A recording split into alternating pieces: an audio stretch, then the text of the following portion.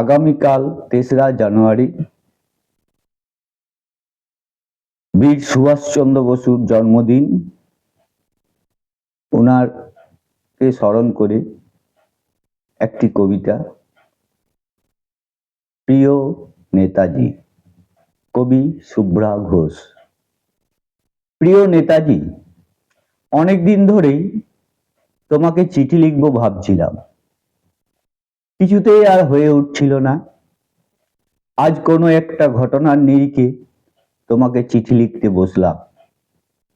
ছেলেবেলায় আমাদের দোতলার ড্রয়িং রুমে তোমার ছবি, জন্মদিনে পেতাম বই, সেখানেও তুমি।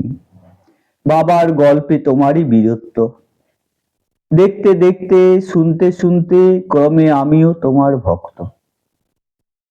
বাবা বলতেন ইন্ডিয়ার আরো একজন নেতাজির দরকার ছিল। মা গাইতেন বীর সুভাষের মহান দেশ।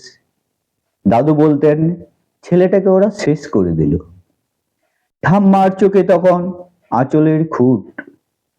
এসবের মধ্যে বড় হয়ে ওঠা আমিও কেমন একটা ঘোরের মধ্যে থাকতাম।